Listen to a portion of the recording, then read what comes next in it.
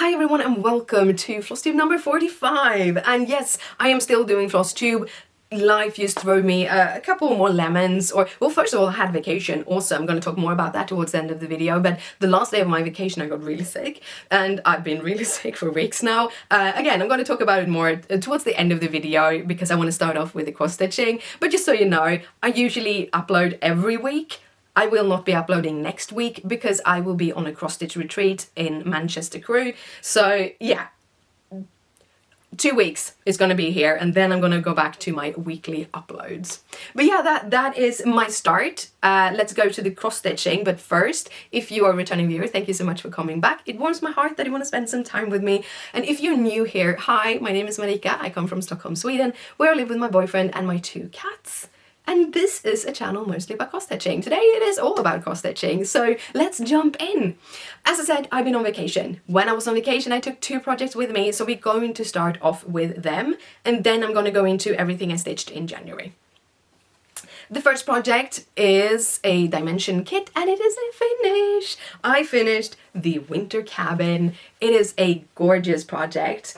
I just love this project. It's like the reflection in that little stream that goes down where you can see the reflection of the deers. I love this project. It's gorgeous. The finish, let's do this. The big fabrics, hard. The finish is basically I finished this whole section and it's all done.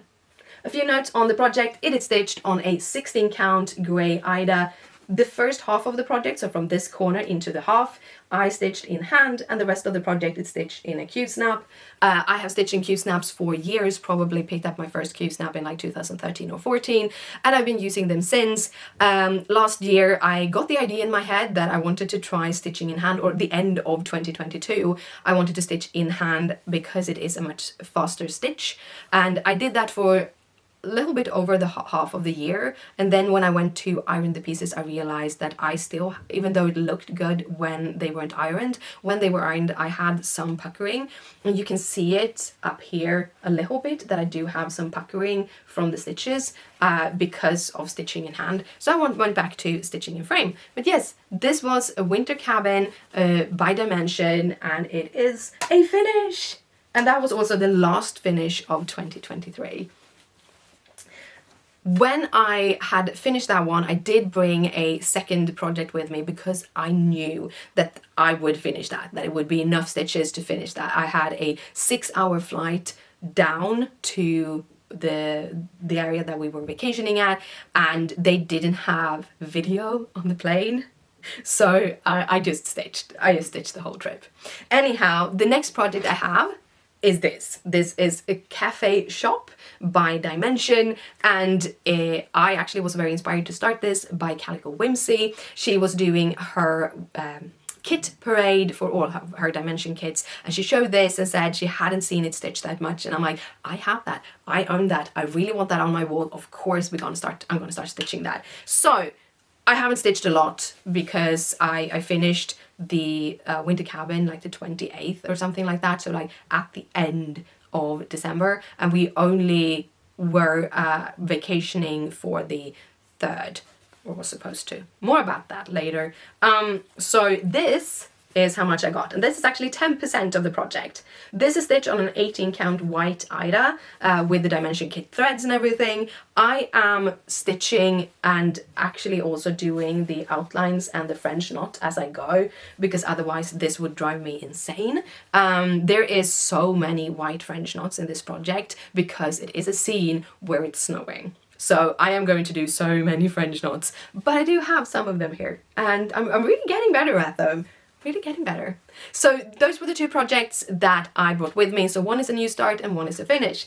When I got home, or I don't know if it was the end of my trip or it was when I got home, but I was looking at Instagram and I saw Julia from Julicious sharing the gamer and the progress on the gamer, and I just loved the progress that they had made. So I decided to bring mine out. So I do have a gamer. I don't remember when I started it right now, but it is a Gecko Rouge kit. It is stitched on 25 count Easy Grid Aida by Zweigart, and it came as a kit. Gecko Rouge only sells kit.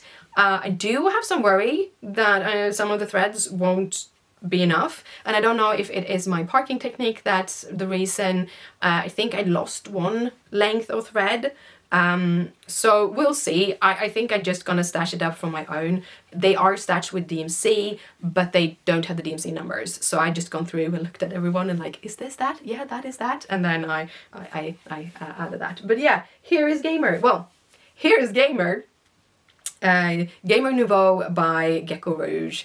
And this is how far I come. I have stitched 10%. This piece is 10% of the whole project. It is a huge project, but yeah, I work in diagonals. This project, I mostly have worked in diagonals, but I think I had a little bit left of the heart and a little bit left of the star. So that piece is what I have done. I did, I think, around 3% on this, and I stitched 4,500 stitches. So it's going to be a big project. I think it's over 191 stitches, a little bit over 191 stitches in this project. So yeah, it's going to take time, but I'm really looking forward to getting piece by piece done. But when I was stitching that and I was like 10%, I want to reach that 10% level and then I can move on, because I did stitch for it for like a week or a week and a half, and I was really feeling that I was getting to the point where I was having a hard time motivating myself to stitch on it. I need shorter motivation periods, that is just obvious. So I picked up my Christmas house one, this one. It's have also been called Over the Rooftop, depending on who had charted it. Right now it is charted by Artisy, and I love mine. Now this has gone through changes. I've stitched by page. I stitched different kinds of like boxes diagonally, but I have put it into my diagonally. I'm gonna have to show you this half by half because I can't move back more, but this is the half I haven't stitched on, so it's basically just the sky and the rooftop, but this is the part I have stitched on. As you can see, I'm starting to get into the house, and I was so excited to get into the house until I started stitching, and I'm like, there's no other colors here. Why? Well, the top house is just windows, and that's where I am. I'm in window. Just, I don't know what I would call it. It's a little bit boring. But yeah, so I'm not stitching by per page anymore. I use Markup RX for everything, and in Markup RX you can like stitch the whole project at once, so you can see the whole one. I know that Pattern Keeper does the same, so I just do that right now. Just kind of fill up as much as I have in my Q-snap, which by the way is 8 by 11. That is my favorite size at the moment. But yeah, so what I've stitched is basically this bit, and that bit alone is 6,500 stitches. Yes, 6,500 stitches, and I was going for 25%, but I was getting really I'm stitching the same colors over and over and over, and I had also stitched for like a week or 2 weeks, or I don't know how long I stitched on this. I just know I did 6,500 stitches, and I think I would need 1 or 2 of my diagonals. I do 10 stitch diagonals when I work, and I would probably need 1 or 2 more of those, and I just felt I couldn't anymore. So this is going again back on hiatus until I pick it up again, but I think I'm on 24%. Either it's 23.9 or 24.1, I don't remember which, but one of those I am, and I'm like, I am going to pass 25% this year, and I just need to portion it out a little bit more. So those that is stitched on 25 count, just plain evenweave by Zweigart, and then I have graded it myself. I use fishing line.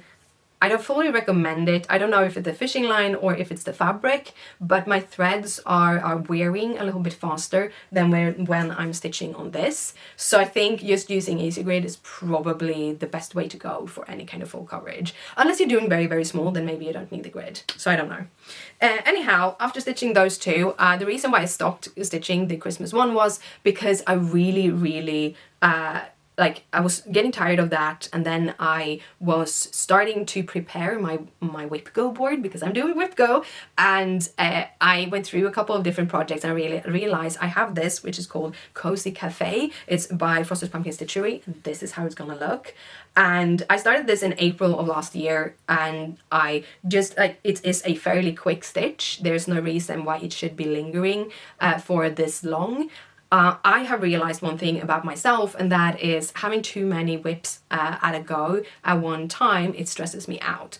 Now that I've started to track everything on Notion, I really see that I have a bunch of projects, and I feel like I can't really add to that list. So whenever I start a new project, I have a tendency to finish that project directly, just so that I don't get the count up. And then I never get to the projects I actually have on my whip list. So I am going to work more to get some things finished this year of the things I have laying around. But anyhow, this is Cozy Cafe, and this is how far I come. And guess what? Just in the past day and a half, I made these 2 cups. So the raspberry mocha and the early grey tea. Those 2 I have done. This is stitched on 16 count Dirty Aida by Zweigart. I'm not sure it's the perfect color for this. It works because the whites really pop, and not many of the colors doesn't really like fade into it, so it pretty much works.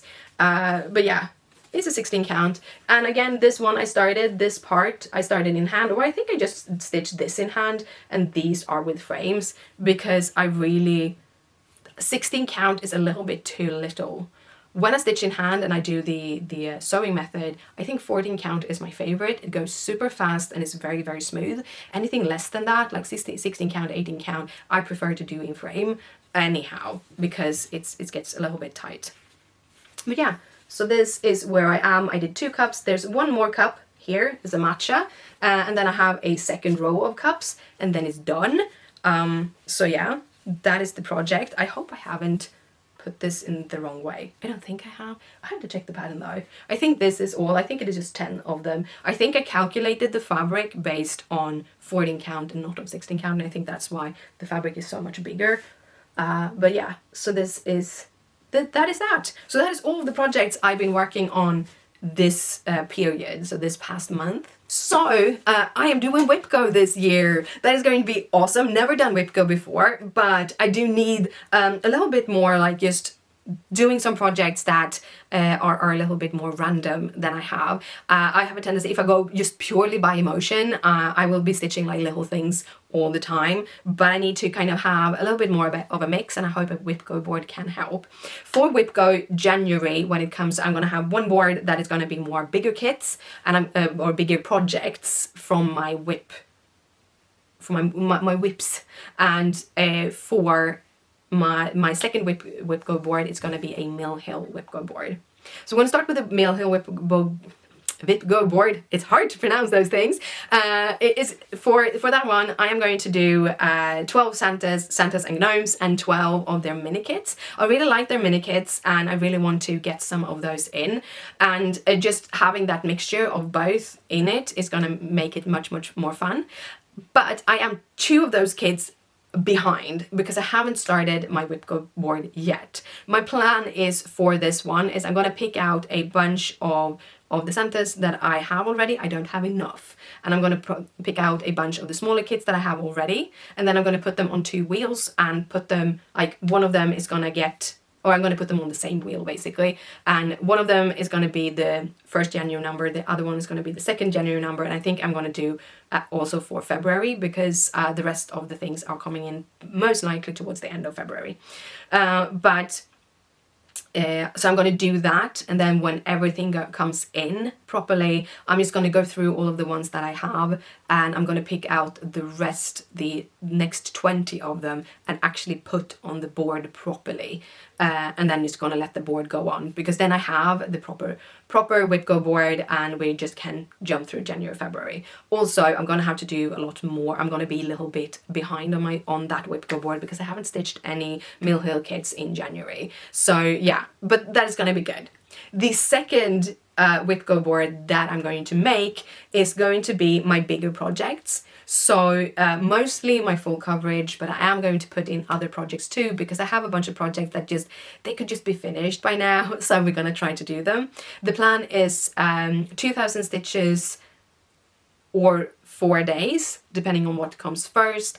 However, if I do 2000 stitches before those 4 days are out and I'm still enjoying the project, I am free to just continue stitching the rest of those 4 days. The reason why I'm saying 4 days is because I realized here last year, I started to listen to myself, that when am I starting to get, I don't know if bored is the right word, but when do I start like feeling the itch of just picking up something else? And that is about 4 days. So to appease my whatever it is that makes me just have concentration for 4 days on a project, I'm going to try to do that more evenly. So never work more than 4 days on a project in a row. But the plan is to get more than just 2000 stitches on my full coverage stitches. So they are going to be multiple times on the board. And also I'm going to have periods during the year when I have a lot more time to stitch, and I might pick up those projects even though they are not on the WIPGO that I'm supposed to do, or I finish the WIPGO, then I can just pick up those projects also and continue on them. So that is kind of how I'm going to approach WIPGO this year. I'm going to show you my boards when they are finished, but yeah, there's so many reasons why they aren't finished. Also, I was talking about the Santas that are coming. I have a big order coming in with more Mill Hill kits for my store. So if anyone is interested in joining with my Mill Hill Santa sale, not only can you buy your Mill Hill kits wherever you want to, the sale is not demandant on you buying any kits from me. Just so you know, join the sale, just have fun. But if you want to pick up any of the ones that I am stitching, I am going to go through everyone that I'm going to do. They will be in my store and you will be able to pick them up there. So yeah, my store is the Crafty Bit shop. It's over on Etsy. It is linked in the description down below. And I sell Mill Hill kits, Zweigart fabrics, hand-dyed fabrics, and more. But yeah, let's jump into the last part, which is what has been going on the last month in my life. So yeah, the last video went up the 22nd of December. I think I recorded it like the 17th. Because we left the 18th of December to go to Las Palmas de Gran Canaria. Yes, we went to Gran Canaria for I think it was like a 21-day vacation, but it might not have been 21 days. It was from the 18th and was supposed to go to the 3rd. We were flying out on the evening of the 3rd. Because of reasons I'm going to go into later, we ended up flying out the morning lunchtime of the 4th instead. So yeah, we came down to Las Palmas. We stayed at a Marriott hotel. It's this like huge round tower. The hotel itself, like from way off, it looks super cool. And when we were there in 2017, and Christopher was like, I want to try staying there. So we did. I don't recommend it to anyone who needs a pool or a gym. Or have children, to be honest.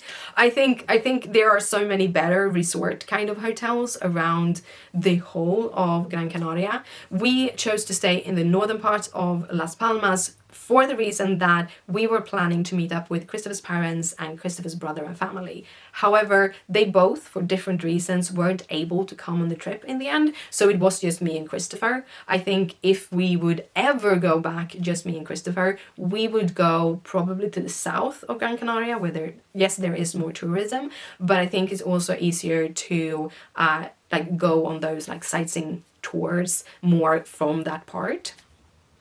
The hotel that we stayed at is supposed to be a 4-star hotel. It didn't feel like a 4-star hotel. It was built in the 70s. It has been updated since, but the rooms are very, very small. We did pay extra for a balcony, but there were no balcony furniture, so we couldn't really be out there. It was a gorgeous view, but you couldn't sit out there, and that was a little bit disappointing. It was a great view for New Year's Eve. We didn't pay for any big dinners or anything. Instead, we just stood on our balcony and watched all of the New Year Eve fireworks. It was gorgeous. It was super fun. And I'm a person that don't like to be too close to the fireworks. I get nicks in my neck and usually have pains for years because it's scary. But that was really, it was away enough to, yeah, it was cool. It was cool. Anyhow, the hotel, small room, TV was placed strangely. It was supposed to be international TV, and yes, it was, but mainly Spanish, French, or German, which neither of us speak. It was one English-speaking channel, and that was BBC News. So that was a little bit sad. However, they had really good internet, so we were able to stream some really good like films and TV series in our normal streaming services. So that was good though. So we were able to do that instead. We were disappointed when we came because we paid quite a lot of money for the hotel, and you would get a nicer resort hotel with a much bigger pool and gym and everything for the same price. So I would recommend looking at that instead. But the hotel, for a couple of days, it's a nice hotel. They do have a restaurant. We never ate the food there. We only had the breakfast. The breakfast was just hilariously expensive. It was 19 euros. So it's basically $20 per person. We tried it once and it was not enough. It wasn't what we were expecting. It wasn't our kind of food. It was just wasn't worth the money. Instead, all our breakfast was on Starbucks. So yeah, no, but it was warm. It was around 20 to 25 degrees. It wasn't super warm, but it was a good temperature for me and Christopher. We did a lot of walking around the area. We ate at different kinds of restaurants. It was a really nice vacation.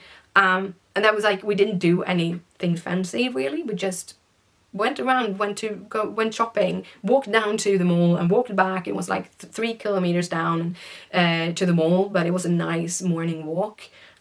So we really enjoyed it. We did really enjoy it. In the end, when the disappointment kind of let go from the hotel, we really enjoyed our trip. However, the last day, basically the last night of the trip, I got really, really sick.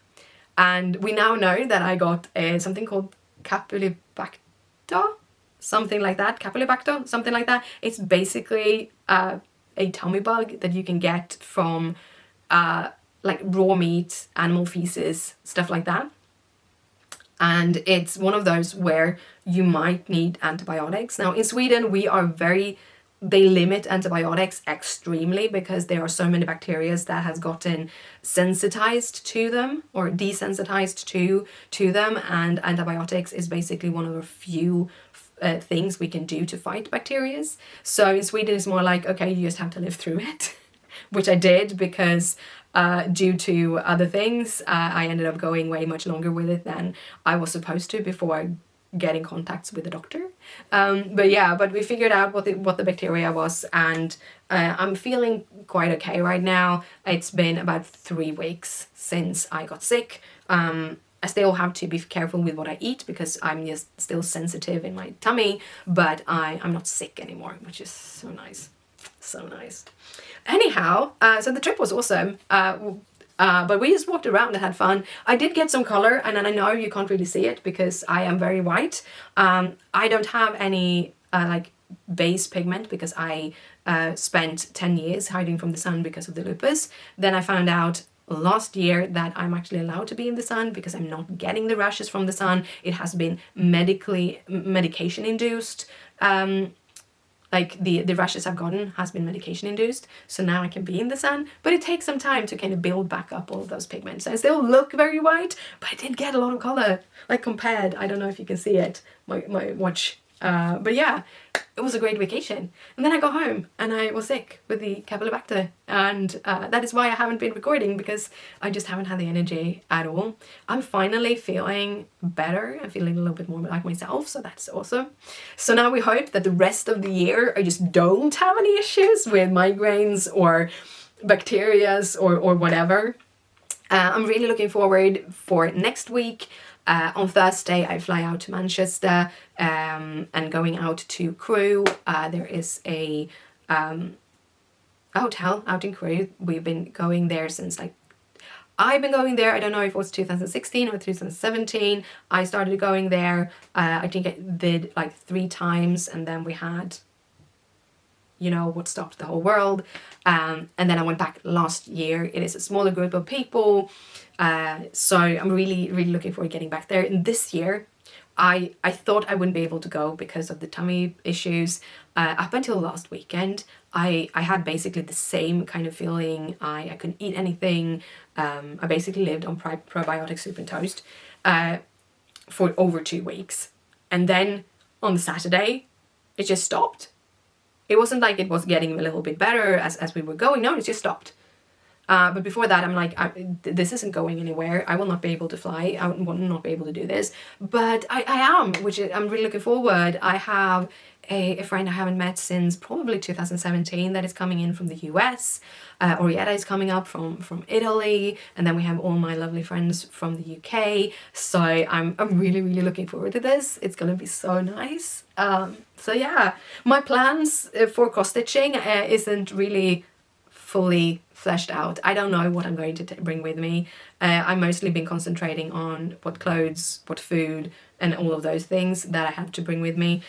So I will figure out this week, like I have 4 days left to figure out which projects that I'm going to bring with me. But I'm going to show you all of that in 2 weeks' time when I am back, and I can share more of my cross-stitching. So yeah. Oh, and on a little note, I know my hair looks crazy. I decided to grow out my sides. So for the past 3 years, I have had a side cut. I think it's 3 or 4 years I've had a side cut. First I had just a side cut on one side, and for the past like year, 2 years, I've had it on both. Like just really, really short hair. But I want to grow my hair out again. This is something that happens. I have short hair for a couple of years. I get bored with it. I need something different. I've been changing up my color. It hasn't been enough. So I'm going to grow it out. So right now I just have a little ponytail, and then I have the sides that is growing out. And it looks like crazy, but it's going to look good in a couple of months. 3, 4, 5 months. My hair grows very fast, so I think it would take 6 months maybe for it to look better. Also, I'm gonna go to the hairdresser to get it cut. I was supposed to do that like a week or two ago, like 2 weeks ago. No, I was supposed to do it like a couple of days after I came home from Gran Canaria. I was sitting in the airport waiting for the plane to actually have to, and called to cancel my appointment. So yeah, that was an adventure. So yeah, I didn't tell you. I said that I was supposed to go home on the 3rd, but we got home on the 4th. I got so sick with my tummy that I wasn't in any shape of flying on the 3rd. I knew that I wouldn't be able to fly because every 5 to 10 minutes I had to go to the bathroom. That might be a little bit TMI, but anyhow, it's a tummy bacteria. You kind of get the gist. But yeah, so Christopher went out on the morning of the 3rd, I think, and he went to a pharmacy. It's so fascinating because he doesn't know Spanish. I know teeny tiny Spanish. It's not enough for me to get by, but I can read it. I can't hear Spanish as good. I can pronounce it, but I can't every word. But I can read like ingredients lists and understand them fairly good, so that I don't eat things that I'm allergic to, so that's a good thing. But Christopher doesn't know any Spanish, and he went to this pharmacy, the only pharmacy that was open, and the pharmacist didn't know English. So they had their communication. I was lying in bed sick, so I wasn't able to do this. They had all their communication. He came home with 2 medications. One was like a combination of like probiotics, electrolyte, stuff like that, which I sadly couldn't drink because it was so many sweeteners in it, and I am really allergic, or not allergic to sweeteners, I'm sensitive to sweeteners, I'm intolerant to sweeteners. I get really bad tummy aches, I get joint pain, I got a lot of those things. Like sweeteners doesn't work for me. I can have real sugar, I cannot have sweeteners, which was an issue in Gran Canaria because every drink they have, like Coca-Cola, Fantas, all of them contained sweeteners. Artificial sweeteners. Everything had artificial sweeteners in them. So I basically lived on water and coffee. But anyhow, back to the story. He did find a medication that kind of pauses everything, that just stops everything. You can eat it for a maximum of 2 days. And we tried it, but it didn't work enough for me to be able to travel. So we had to call the airline to get our flights moved. Christopher went down and got another day onto our hotel to be able to actually stay there another day. It was an adventure. It worked out. It ended up costing, that singular day ended up costing us over $700 in worth of the flights and the hotel. So it wasn't something, like we went $700 back off for, just because I got so sick. But the next day, so the thing was, the flight was going to go out at like 6 in the evening. Our regular flight was going out at 6 in the evening. We were supposed to land on the 4th at like 20 to 1 in the morning. We ended up getting a flight that flew out like 12 o'clock or something on the 4th, which meant we actually ended up coming home at 10 o'clock in the evening of the 4th. So we didn't lose time at home. Not that it mattered to me, I was sick, but it kind of worked out really good to do this. The only sad thing was we had direct flights back home on the 3rd, and we had to stop by in Norway on the 4th. So it added about 2 to 3 hours to the length of our journey, but it worked out. And the medication, the stopper medication, worked out great. When I got home, I read all the text we have in Sweden. It's like, just stay home, take it easy. By Wednesday, I started to get really like my head started to spin and stuff. So I went down to the urgent care, and they're like, yeah, you probably just got a tummy bug. If it gets worse, call your like GP by the end of the week. It didn't get worse, but on the Monday I called the GP because it didn't get better, and they were a little bit upset that the urgent care didn't help me figure out what bacteria I had. So yeah, but yeah, they helped me. I had 2 weeks of sick leave because that was how long it took for my tummy to regulate, and yeah, I'm feeling much better now. I'm not 100%, but I'm not expecting to be 100%, but I'm much better than I was like a week ago. So that's good. Anyhow, that was all for me. This is going to be a long video to edit. I do want to say thank you so much to all of you who has come all the way here. Don't forget all the thumbs up and likey things, and subscribe and share and all of those things. And yeah, I'll see you in 2 weeks. So have an awesome stitchy next 2 weeks, and I'll see you then. Bye!